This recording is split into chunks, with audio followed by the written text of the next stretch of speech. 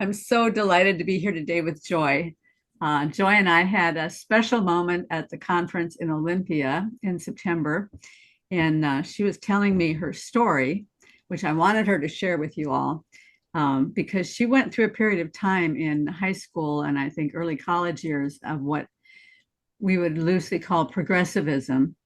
And I want her to talk a little bit about how she got involved in that, what it looks like from the inside, what she might have learned from it, and then where you are now and what's changed. Does that make sense? Yes, makes Okay. sense. So I wanted to just start with a small um and I really wanted this to be a sort of photographic exercise, like just reaching back in time and um trying to capture where I was during that during that particular time in my life, which is still trickling and percolating into these fresh insights that I'm having today. Mm-hmm. Um, So I I would just begin by saying that underneath a lot of that rebellion and desire to see imminent change in the world was a soft underbelly of yearning and longing for a state of affairs that was arbitrated by me or by a collective or by a sort of balance in the world, like an equanimity that was um, way beyond what we could achieve, what I could achieve as a progressive. And as I was telling you earlier, there was no moment that I sort of metamorphosized into this pseudo Black Panther or androgynous sort of disgruntled young woman, but there was no moment where professor grabbed the sides of the table and went, "Look, the world is an arena of power," right? There was none of that, but it was through an infusion of multiple sources and streams. Mm-hmm. And one of them, as we explored earlier on last week, was the history behind a lot of my experiences, which or the past um, vehicles or mediums through which these ideals or ideologies could enter, sort of portals, you could say. And I was at the behest of these entities or these ideas that had control over me and would manifest physiologically um and and emotionally and psychologically. So we can Okay. start kind of Those ideas, where, I mean, were they just ideas in the world that you were swimming in? And so you were vulnerable to those ideas, or were they ideas that you actively went looking for? Or, where did the ideas kind of come from? Mhm. So I believe I've been able to label them or um label them and identify them honestly because of the space, Mm-hmm. right? And it's been sort of a psych I would say there's been a lot of healing, one could say, taking place because of that. This space is sort of a physician's domain where you can you can capture these sort of flighty ideas that have weight in your world, and you can see how they interact. So for me, victimhood was something I took great pride in, honestly. The problem of evil was something that I wrestled with quite often in a sort of uh, disembodied, um, abstract sense. But I had an intimation that the world, because for a while, I mean, I did grow up in a church setting, an environment of faith. Um, but because the experience was so nominal and not, I would say wasn't it wasn't substantial enough to ground a lot of the ache that I had traversed through as a child.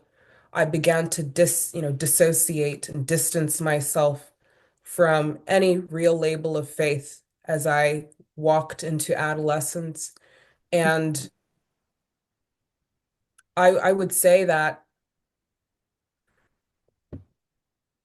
I would say that it, for me at least, that the paradigm of power and force and might and these temporal dynamics were much more convincing immediately, right? They were much more, um, they gave me a sort of currency to work with. I could signal, um, I could signal through virtue or through certain performative activities how disgruntled and upset I was with the world in a way that the expression of faith that I grew up knowing couldn't afford me. Mhm. And so that was another, I think, um, this new ethos of this new ethos of religio, in that there was a collective sort of milieu I could join or attach myself to, that was actively recruiting, right? That's what you do in progressivism or social sort of reconstruction, is that you recruit. So I unknowingly was partaking through schooling mainly, um, and in my own life. Um, So did that show up like, let's say you're in a literature class and and the task is to look at a work of literature and analyze the themes that are running through it.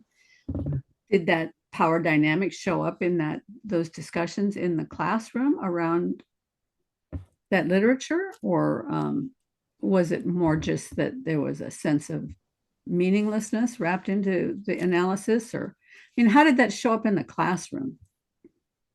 for me, at least in academia in the classroom, some of my earliest memories, and most recent ones actually, were it was a relativism that had caught on, um, in the classroom, as sort of looking from nowhere, this affirmation of neutrality that ultimately is, I think, very, very akin to, um, very akin to a sort of indifference, a stance of apathy, and a stance of, you were saying, ahistorical. There's certain notions about reality that are taught or or or schemed out, that are simply not the full picture of history. Mm-hmm. So oftentimes in these courses that I would take, I was quite fond of, actually performed well because I could sort of camouflage, um, due to the fact that I had had a dual childhood and sort of inheriting two cultures. I already had this global, affinity, this global sensibility, and I could sit down and digest information, um, or something that was being told to me that had to do with injustice, for example. I could digest that very well and sort of sit in it myself. And I think that capacity to welcome the other, or to empathize, or to be compassionate, or however we want to, um, render that, is seen as a virtue academically Mm-hmm. also. Um, empathy is seen as a virtue, is what I would say. And it's recognized as this sort of, um, it's recognized as the ultimate, the thing that you're trying to cultivate in these settings. So, but I did, Does that extend to, is that empathy just in an abstract sense for the people that you're reading about or the people that are in some historical situation, or does it extend to actually they're trying to cultivate your empathy for the person next door to you, um, the person that you actually come in contact with? no, right. It's history or reality is divvied up between those who have might and those who are victims of might, right? So through that There. lens, So there couldn't be any empathy for people who have might. not truly, no, Yeah, not truly. yeah. And there is never any um an inflection or reflection of that in that perhaps you could be wielding might also. There was never that that insistence that perhaps um there were faculties that you were wielding, right? Or that you um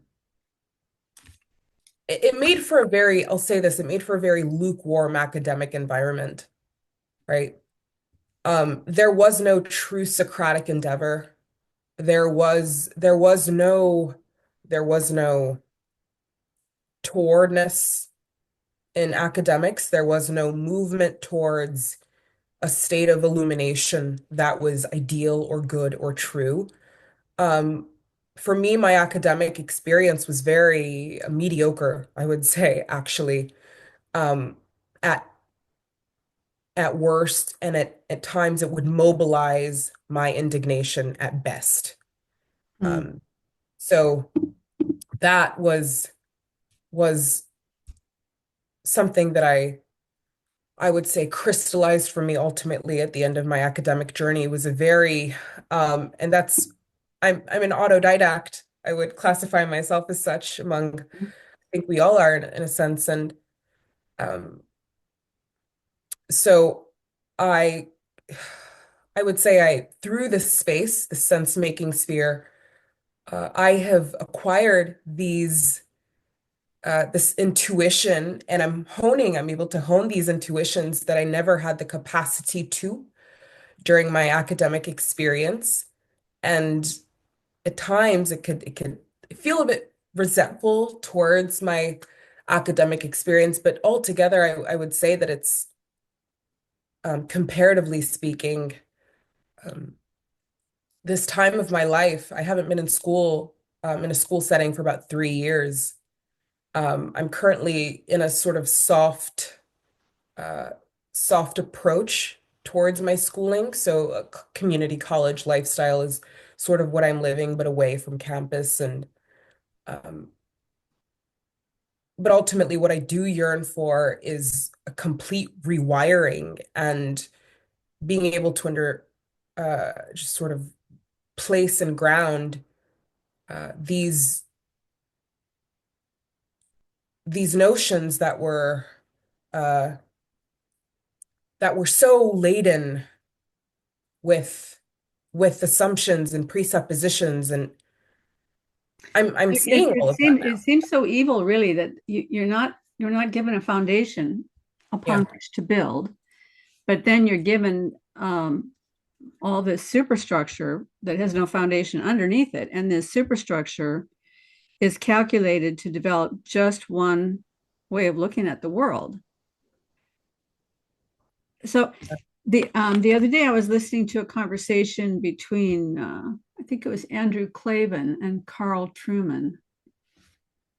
And Carl Trueman has just written a book about um, progressivism. He calls it something else because he's not a progressive person. So he's using different terminology. But Andrew Klavan was asking him, what is the definition of truth? And Carl Trueman said, well, in the progressive world, truth is not what is factual or not factual. Truth is whatever has the capacity to transform history. So, and he gave as an example, like the 1619 project, which is one of those historical projects that leaves out a lot of actual history and modifies a lot of other history in order to make a particular point. And the particular point that it's making is not based on what we would call categorical truth, but it's based on this capacity that it will have to change history, the capacity that it will have to move people in a certain direction, and that's what they call truth. And that what we might call truth, which is aspiring towards the highest good, that's a completely, well, I guess what that would be is a difference in opinion about what is the highest good. If you're, one of the conversations I had with Wolfgang Smith a few years ago, he talked about how the progressive historical strain tried to take the escalator that was moving upwards and turn it into a train moving forwards. And so the progressive is just going forwards without any real care one way or another about where it ends up. It's just going to go forwards and it's going to plow into everything it can on the way, as long as it's not upwards. Mm-hmm. And I don't know if that attaches to anything that you're talking about or not. I mean, There was this implicit assumption during my schooling years that history was moving towards a more refined, this evolutionary sort of telos. We were moving towards more complex and compassionate ways of being, and that the dark ages were past us, in a mm-hmm, sense, because of this evolutionary structure that progressivism, I think, innately has embedded within it. Nothing is rid of that telos, that directional, right? So embedded, and Mary Harrington makes great points about this, embedded within the very notion of progressivism is an idea of what ought to be the case, right? And mm-hmm, these sort of transcendental notions about um, what is not yet, what ought be, are in this case because of the very pathological, I would say. It's it's um it's sort of a pathocracy. There's a new way of being in the world that wields these emotional or sensitive capacities that are centered upon self-righteousness, self-love, narcissism, mm-hmm, and your self is the inner locus, right? Of the locus is centric. It's like a mm-hmm, self-centricity, a solipsism, right? mm-hmm, And these progressive ideas, or these I would say godless trajectories, um, make a purchase on that ultimately. And so that's something that I realized also during my schooling process was um, the fact that there was no arc in time that was grounded in faith. And even with the point you were making about historicity, and the ability to account for past past experiences, or um, past, like, for example, historical accounts. That's the metaphysical faculty. It's not, it's to engage with the past truthfully and honestly and authentically, is to engage with the state of affairs that you had no immediate contact with, right? But through um and it's not a faculty that you can empirically unfold or open up, right? So this neo take on historicity as a matter of what moves or what sways the populace or can cause a mass movement of power or people. Um, I think is an ultimate consequence um, of buying into that idea that power is ultimately the very is the sort of critical element that we live by. And then you can define all other, justice and injustice, and it gives you a sense that you're moving towards a finality, sort of omega, a place of true reconciliation, but ultimately it's deceitful. Um, and Do you so sense that it's inevitable, that this point that you're moving towards is an inevitable part of the progress of history? I would say that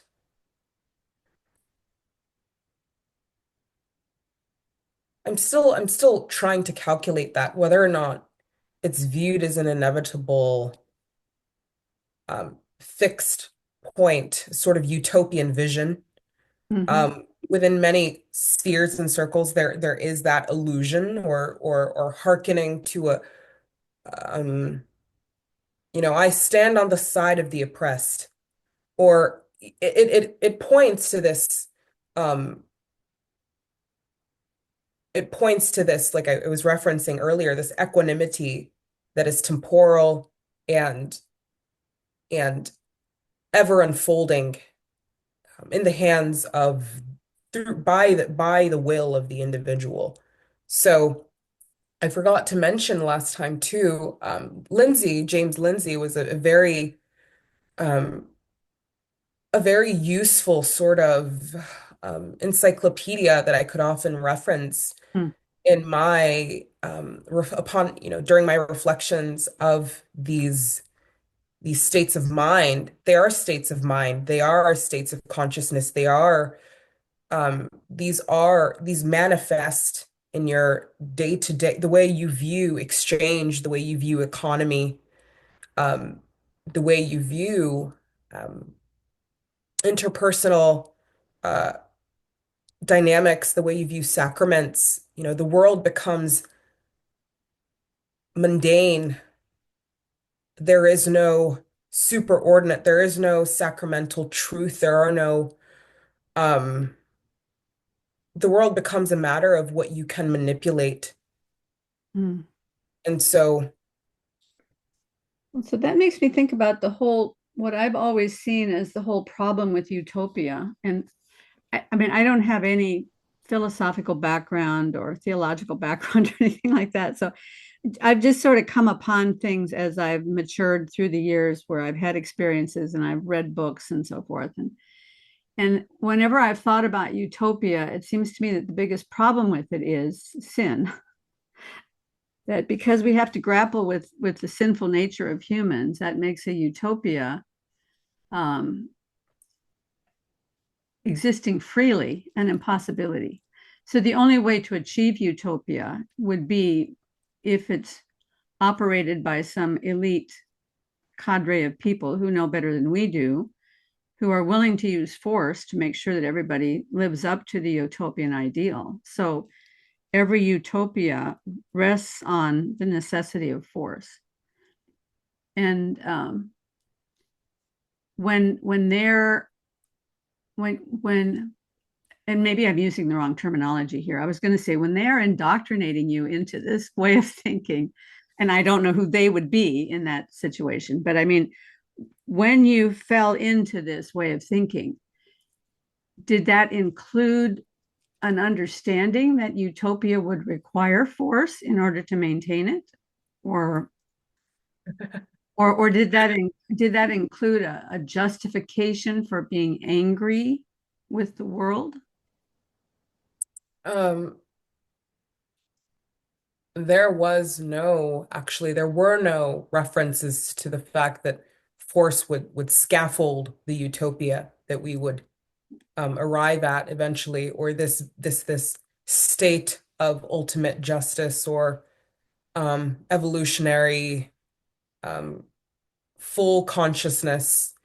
There were no allusions to that. And I believe there's an incentive to avoid that, to assume, or it's a strange supposition, very presumptuous, that we have each other's interests at heart, best interests at heart, if you can define best as a utilitarian or progressive even. There's no Mhm. such thing as best.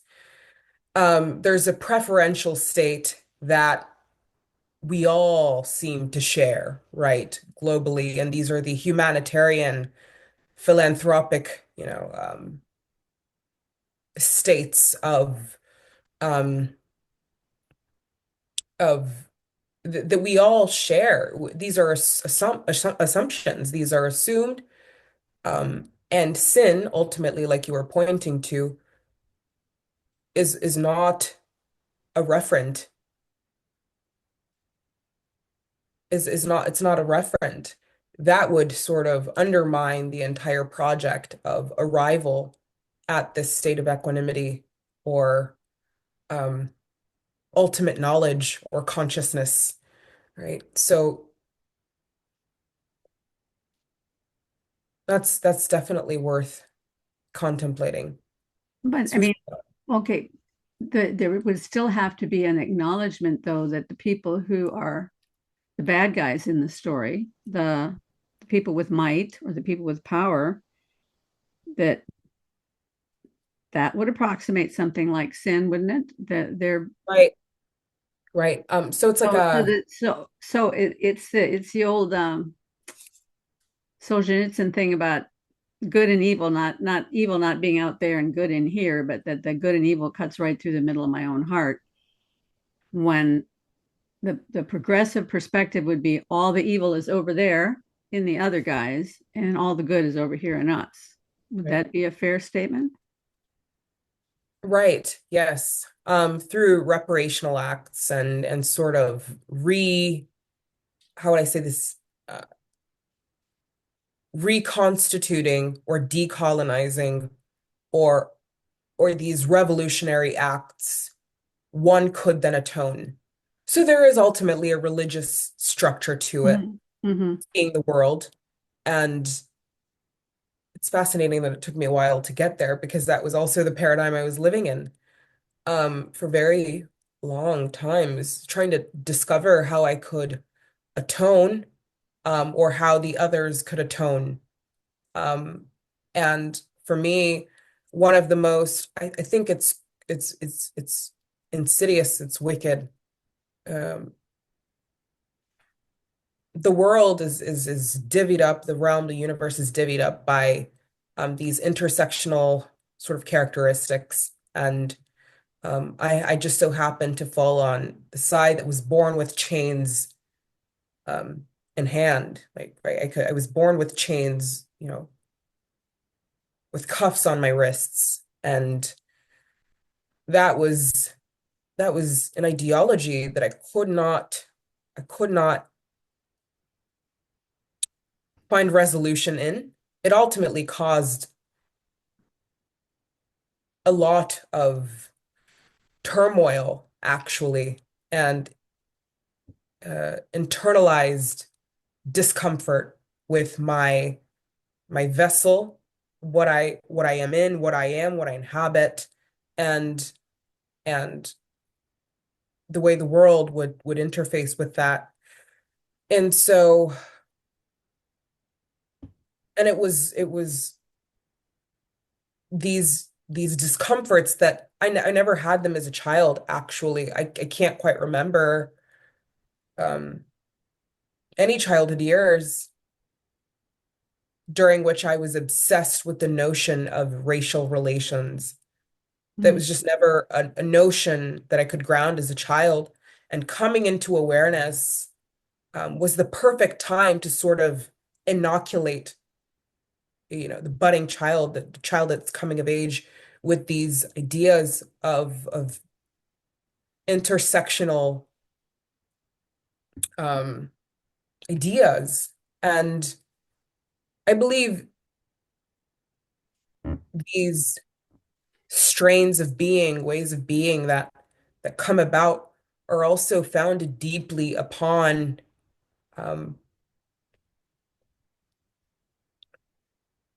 deeply upon not only progressive ideals or a trajectory about the way the world has been. And it we become arbiters, right? We take reality into our hands. Um, and ultimately, I did not feel capable of rendering anything. I didn't have the aperture. I didn't have the capacity to do that as a human who was fallible, so finite. Um, and ultimately, these ideas began to fall away because they did not have a true capacity to restore or to relieve or to ameliorate. They only ever um, they were only ever weights. It Um, had to feel overwhelming. I mean, if somebody tells you that the whole world depends upon um, your will to participate in this project, um, that's a tremendous weight to carry. And yeah, yes. And I so think when all that was happening, how were you doing physically, mentally, and all of that? um, I mean, was it affecting your health in any way, or so I ultimately think yes, Mhm. my health was affected um, during the way I treated my hygiene, my spiritual hygiene, my social hygiene. I mean, and it's funny because whenever I was watching this interview between Peterson, I think it's been touted as Peterson's one of his most Petersonian interviews. At least I touted it as such. He was having a conversation surrounding Marx, and Marx is really where his wheelhouse sort of lies, I think, because there are so many presumptions made in that within that implicit within that worldview um, that are marvelous and truly just sort of uh, all that to say, um, Marx was known for having, suffering from ailments that would often manifest because of his lack of hygiene, boils and, all sorts of disorders of the skin. And um, his physical well-being was sort of correlated, one could say, with his view of being in the world. I had And never heard that. That's so fascinating. Yeah. So in a sense, um, when that anger, the anger that we feel for the people who are causing our problems, inevitably turns inward, right? And so then this inward anger results in not taking care of ourselves, and then that results in all sorts of health issues and things like that. So yeah, I had never heard that. I knew that he was not responsible with money, and he was always trying to cadge on his friends to get enough money to get by on, because what he was doing, although now it's very popular and sells a lot of books, back then I think it probably wasn't as lucrative for him. But yeah, a lot of the true Marxists are always angry with Peterson because they say he misunderstands Marxism. Um, and I don't know much one way or another, but but it's not too much of a leap to go from the idea of the class structure of Marxism to the power structure of progressivism. I mean, it's the same structure, it just has different labels, right? Mhm, mhm. Um, I actually wrote down some notes about that, um, but we can explore them a little bit in a moment or so. For me, there's this state of primal angst that is induced, right? It's a fight or flight that is, there's somebody standing there and they are a direct threat to my existence, right? Oh my goodness. It's coming out right now. I can see it. Would this be a good time to show the picture of who you were Yeah. back then? Okay. Okay. Put the picture up and then do the vocals again. Okay. All right, here we go. Oh That was my me goodness. Yes. during that time. A lot of angst, a lot of turmoil and dissatisfaction, discontent. You are standing there and you are a direct threat, right? Like the world is against you, cosmically speaking. There is no room, to survive is violence, to Mhm. breathe is violence, because it's an act of rebellion to create, to be. And so that was the space I was inhabiting. Mm.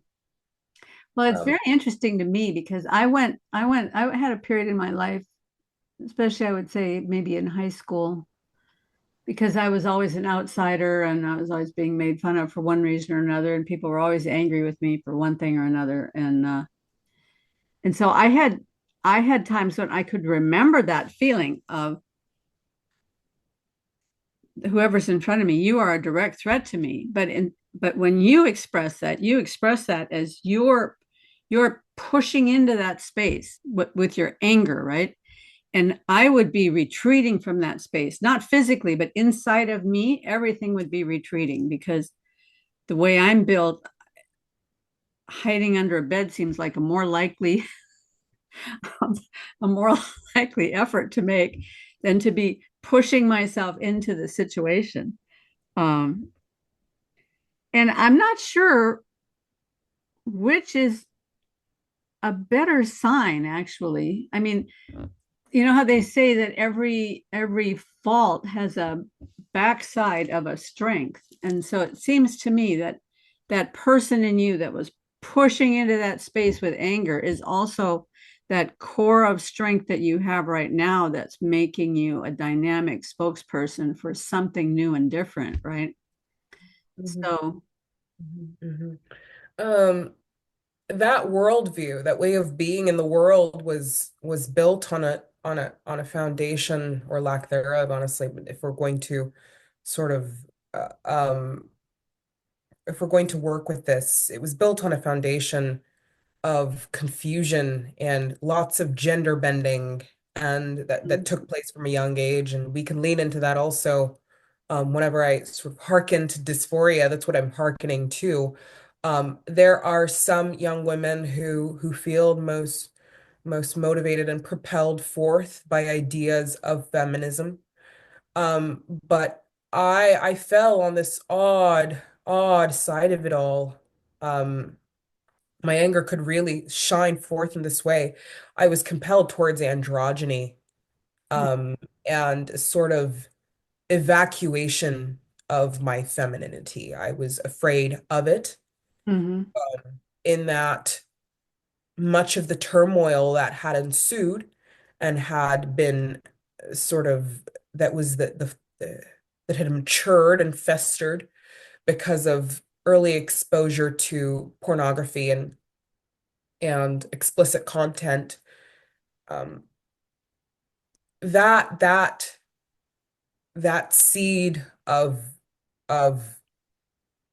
ultimately what it was voyeurism, like an attachment to another body, right? A fantastic identity, right? mhm, This is what was taking place um during my several years. I was first exposed, um to pornography at the age of 7. Mm. And this was, like I was hearkening to earlier in our conversation. This was during my time in Ghana, actually. And that's sort of how far in the breadth of power that this machine and um, the the consumption of pornographic or defiling content. That's how far it's reached its tentacles into the world. We're talking during the burgeoning of the internet in Ghana. So this is 2008, really, is when I was exposed, 2008 or 9. Mhm. Um, and so as I was exposed to these ideas of identifying with the foreign body and um, exposing myself habitually with um, with exposing myself habitually to this dependence on the avatar body, it induced a sense of dysphoria and dissociation with what I have been, what I am given, right? This, what I have to tend to and steward here. And it did also, it was not only was that a part of my life that has stolen so many hours from me, but it made it difficult to see the world as a place where love dwelled, Mm. right? Mhm. Um, the world was a place, it was a barren wasteland, and this the sacrament of unity, coming into union with another, was was beyond my lifetime. It was something I could never touch, Mhm.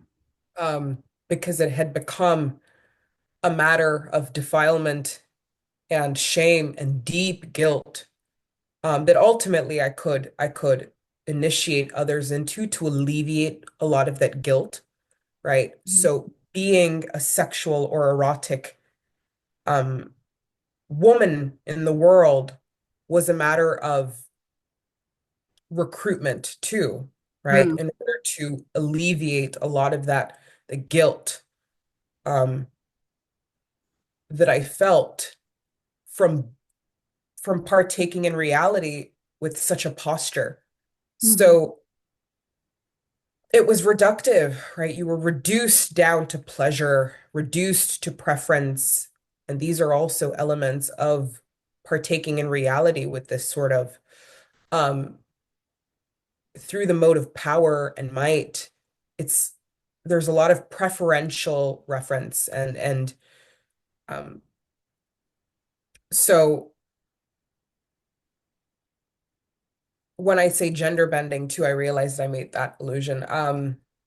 Sort of there's so many critiques nowadays that are coming up to the surface about um feminism, fourth wave feminism, suffrage, uh the so-called these ideal or um dimorphic ways of being in the world, which I ultimately I see uh, great direction in that, because I do believe we're dimorphic, right? We man and woman, and we're complementary beings. We inhabit this plane complementary in a complementary manner.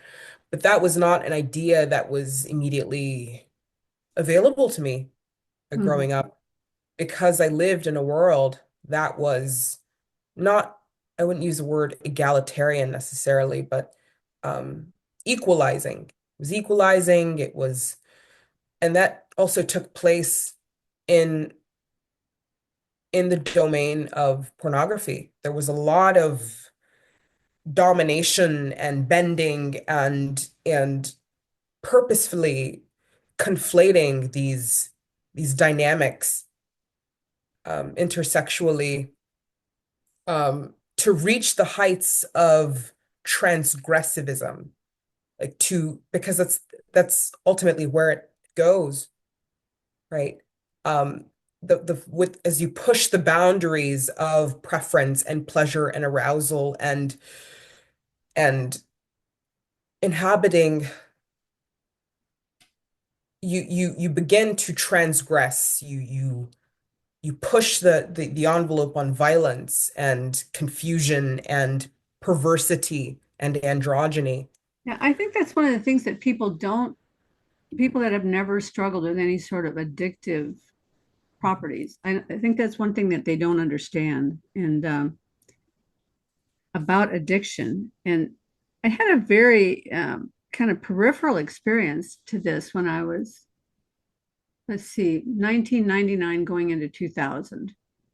We had taken a trip to France, and I've always struggled with my weight and with trying to be responsible with food. And I didn't want to go to France and just eat everything that was in sight. And I'd heard about this herbal supplement that helped to control your appetite. I've forgotten the name of it now. Um, but I started taking this herbal supplement. And the whole time I was in France, I had a lot of energy. I wasn't the least bit tempted to take any of, to stop at every patisserie or every, you know, get ice cream or any of those things. So I made my way through France in a very healthy manner. Now, some people would say, wow, you missed the best of France. Probably. But when I got back to the States, I noticed that in order to maintain that feeling, I had to increase the amount of this herb that I took. And it wasn't cheap. And so I didn't want to increase it. So I just stayed where I was. But it didn't just give me that little bit of an edge. What happened was when I just stayed where I was, my affect and my emotional state and my health and everything else began to plummet until eventually I was in bed in tears all day long every day. And my family is like, what is wrong with you? And one day I finally had this kind of aha moment. It has something to do with that herbal supplement. So I dragged up, what information I could find, and I started doing research on it. And I discovered that it is one of that category of it's not a pharmaceutical in the same way, but let's say a pharmaceutical thing, where in order to maintain the same feeling from it, you have to continually increase the dose. And if you don't continually increase the dose, your body starts screaming, wait a minute, I'm in withdrawal. And that withdrawal can become devastating. And that particular supplement had actually been tagged as one of those items by people. And so the people in the know were not buying it, But here I just sort of stumbled into it. I believed somebody about it. I had to get off it completely. And it probably took me another 2 weeks to go through this horrible withdrawal period during which I felt like I was going insane. But I did eventually come out of it. And I realized I never want to have anything to do with any sort of a drug that acts that way. But I'm sure pornography is the same way because I also was introduced to pornography when I was a young girl. Because my dad had it everywhere in the house. He had novels that were pornographic and he had Playboy everywhere. But that was so mild compared to what is considered pornographic today. In fact, the kind of stuff he was looking at, we see on Netflix every week today. In fact, we see things that are much further down the road on Netflix than we did in the Playboys of the old days. But the fact that it becomes an addictive property pushes the boundary continually. It has to be more, has to be more, has to be more to get the same fix, right? And I think that is one reason people just need to be so cautious about getting themselves addicted to anything. And ideas are that way. An idea can start out as a very simple thing, but if it becomes the thing that you need in order to feel sufficient, then it's going to metastasize into something more and more and more. There's a passage in the Bible, back in the Old Testament, there are a couple of different words that are used for idol or idolatry. Idol. Mm-hmm. Yeah, and one of those words just is talking about like a carved thing that you worship. But one of those words is the word for insufficient. Hmm. So Hmm. anything that you put at the center of your life that's insufficient is going to cause you all this pain and suffering, right? Mm. What do you love, right? What do you pay attention to? Mm-hmm. Who do you love? What community? What do we love? What do we worship collectively? Um, and idolatry absolutely is is still still a sort of a sin ultimately that I still wrestle and struggle against because it's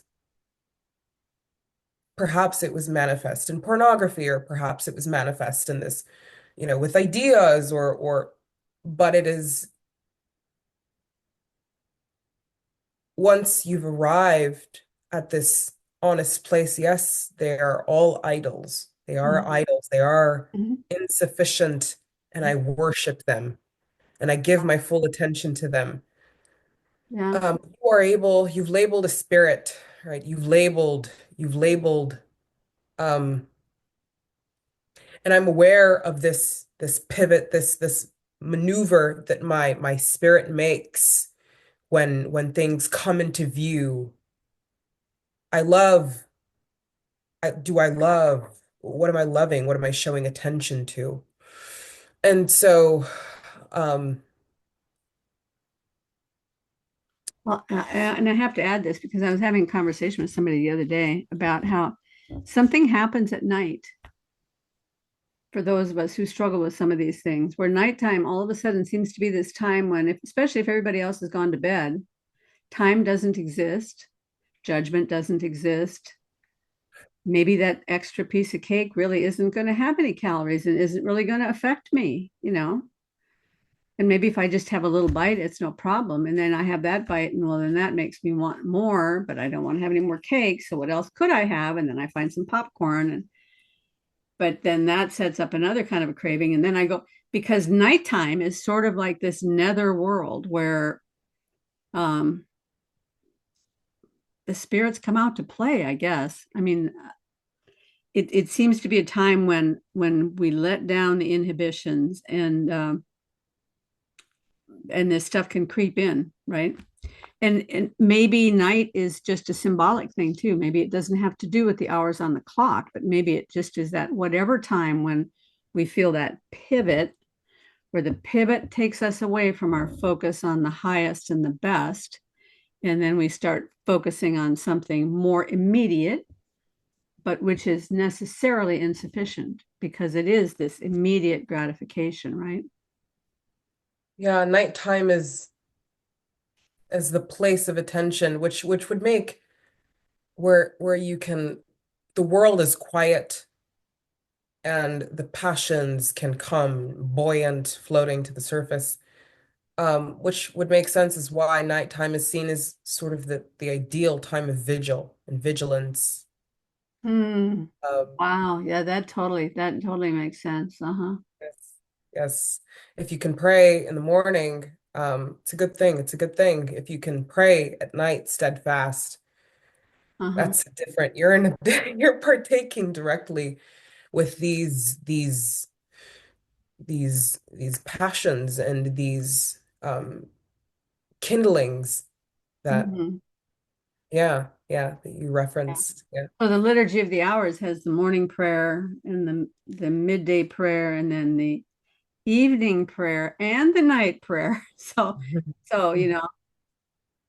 if I were diligent to do those evening and prayer and night prayer every night, then that would that would be the vigil that would Yeah. get the focus in the right place.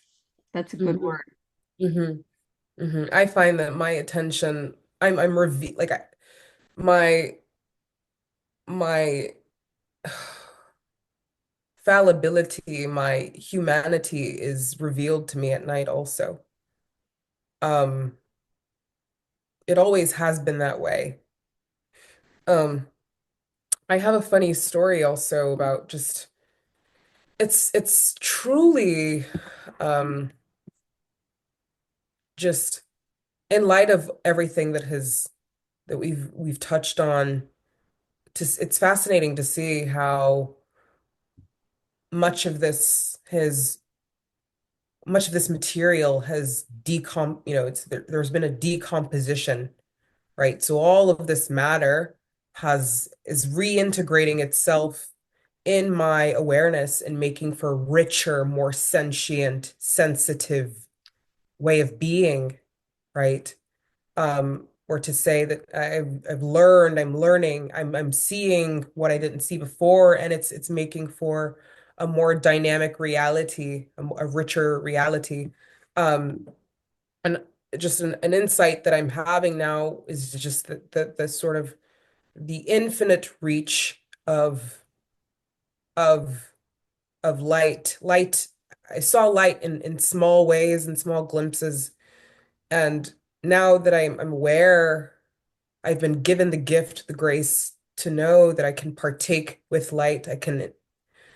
Um, I had an interaction in a psychiatric unit in Rockville, Maryland. It's the Shenandoah psychiatric unit. And, um, we would color with stubbed crayons because we couldn't have very sharp objects. We would have these, grippy socks and whatnot that I hearkened to during my times in these units. I had a strange interaction, or what I would label all to honestly is honestly is raw and clarifying experience with a schizophrenic whose name was Nick. And when I interacted with this schizophrenic, I typically interacted with him very carefully, despite his reputation of being, quote, insane, like having sanity fractured, right? Despite that reputation, I saw him as a person who could switch between multiple eyes, Mm, um, and I would often see him reorganizing in his psyche. I could see him doing that reorganizational move. And one evening there was this tangential character that appeared, or collection, I'm not sure. It would appear and it would coalesce to make a sort of explosive declaration.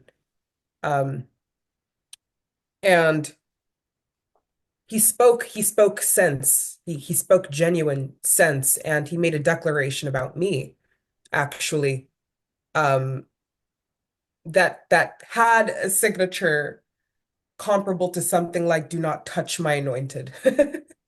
mm, He spoke life into me and immediately returned back into this fractured way of being.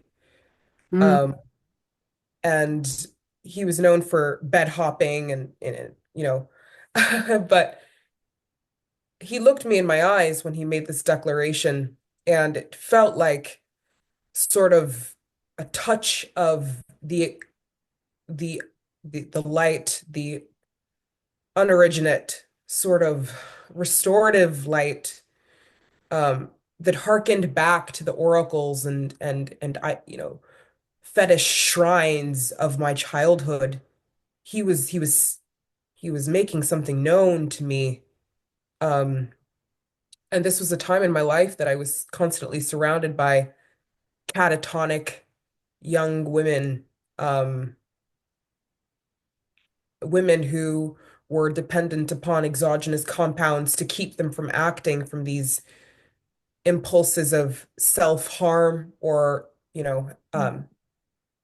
but I kept seeing, I would say, the light through these cracks in humanity the entire time through this arc of mine. And you referenced in a conversation actually with somebody so gorgeously, about this deep move that happens in your spirit that I think ultimately is theological, right? There's a phenomenological way that you can characterize or give it a silhouette, but it's ultimately theological. It's and it's happening daily for me in small ways, but the descent of the spirit, it feels like a gift of life, right? It's actively happening daily in these moments of grace. Um, in the moment where there is this descent, there is a surrender and repentance, right? Like, Mhm. oh God, right? Wow, it's um and it proactively enables you to make significance and to make meaning of each experience. And it allows you to sort of immediately extrapolate meaning across time. Like that's the proactive movement that's happening, right, in time. And retroactively, it redeems these past experiences and integrates them into a story of becoming, right? And exposes all the wrong vectors, happiness, self-becoming, all of these vectors that were absolutely um the insufficient, right? Mhm. Insufficient vectors. And it imbues a sense of reconciliation and forgiveness, and of the collection of all the past yous, right?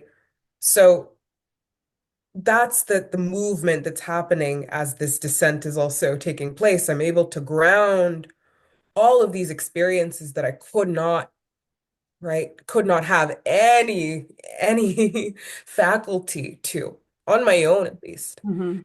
And this is a gift now. I'm able to reconcile with what has happened and what is to happen and make meaning across that.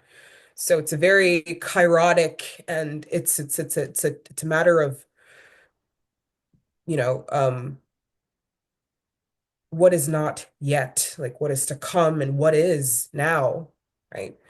Mhm. So that's That's wonderful. I mean, that's I think that goes to the heart of what what makes the difference is having that kind of trust. Mhm, Because when you were trapped in the progressive mindset, you had no place to rest your trust. You mhm, couldn't trust the world because the world was in this opposition to you. And and if you had thought it through, you couldn't actually even trust the ideology that you were trapped in because it had no foundation. But when you have one who is trustworthy, and you can put your trust in him, when his spirit descends, then that's all the gifts wrapped into one. That's the gift of repentance, that's the gift of reconciliation, that's the gift of love, that's the gift of light, the gift of the living water. All those gifts just pour in at one time, right? But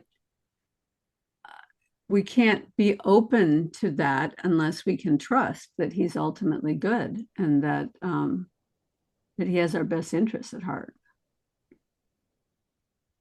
yeah, yes. Yeah. Well, it's beautiful to see you in the place that you're at right now, and very excited for where you're going to go from here. So you said that you're spending a little bit of time in some classes through community college, and do you have a goal in mind? Um, I This space has captivated me. So, I mean, every waking moment um ultimately feels like I referenced, theological, the way I eat, the way I carry myself with my mother and my family members and with my ideas, and they're pointing towards um this original just yearning, longing for a state that is um not just ideal, but good and beautiful, right? So my with my academics, I'm not exactly bound. I don't feel this the deep commitment to my let's say academic or scholastic career. Whatever unfolds will unfold. Right now it's quite slow because like I'm dealing with some health issues, a mysterious post-vax situation that my family has we're it's a day at a time, honestly. Um, because there is this zest and aliveness, and it's really cramping my style. But I'm blessed for it, honestly, having this time to recalibrate and reorient. Um, and so I mean I would like a richer educational um life. That's something I would treasure. I learn naturally, even though I'm not necessarily in school. Um, these ideas compel me and they invite me and I'm moved by them. And so perhaps that's where my destiny is, right? As Papa Peterson so eloquently says. Um, and so we'll see. We'll see. Um, So right we'll now you're just pursuing ideas as they come up, that the little glimmer of interest that's out in front of you, you just pursue that. And yeah, and eventually I think the path opens itself up to us. Yeah. I've been thoroughly enjoying. I went ahead and did myself a favor for Christmas and bought the DW membership so that I could watch the gospel series, because I had watched the whole Exodus series when they put it up free on YouTube. And it was so life-giving in many ways to hear those guys talking and exploring ideas. And the gospel seminar does not disappoint at all. So it itself is quite an education. But yeah, there's so much. I wish that I had the extra $500 to drop on Peterson Academy for a year, because all yeah, those classes look so fascinating. They really yes. do. Yes, this is also like a petition for tutelage. I feel I'm like being in this, I'm hungry to be a student in the real sense. Hmm. Um, to have to be instructed by souls that are inside this dynamic reality and Hmm. interface with it. Um, so that's another sort of where my mind is at, ultimately. Um, and education is honestly a lifetime pursuit and endeavor, right? So there's no, for me at least, there is no immediate pressure to hunker down. Um, I mean, for my siblings, they're all in medicine, um, except my brother. So my sisters are in medicine, and my brother is in, um, he does work with data, Hmm. um, and cybersecurity, and so they at least are all throughout my life, really. They've had um, passions, academic passions that they've been able to sort of um, pinpoint and work around as to calibrate and whatnot. I, on the other hand, have been this liminal creature who has had all of these interdisciplinary Venn diagram-esque affinities, and I'm excited to see where they coalesce and what will come of that. And so, yeah, I definitely, this has been, you were saying that I could be writing, and that's something that I am also now, um, since Olympia at least, I was seeing all of these artistic, creative, and your contribution there too, touching deeply on how we come to know. And I just felt so convicted by by the contributions that were made, and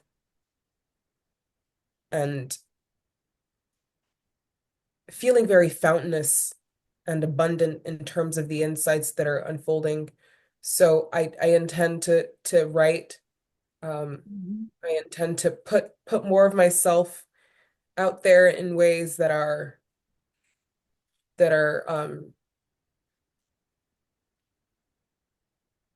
that can cradle and give life and help form me. So, and this is it too, right? Like we're doing that here, and Yeah. the world may get to see this, and so that's a step. Well, it was a real Christmas present to me to be able to have this conversation. So thank you, Yeah, Joy. And agree. peace on earth, goodwill toward men, joy to all. Um, thank you so much for taking the time. And I hope we get together again soon. I hope we get together again soon, Karen. We'd love that. Have a wonderful evening. Likewise. Bye bye. Bye.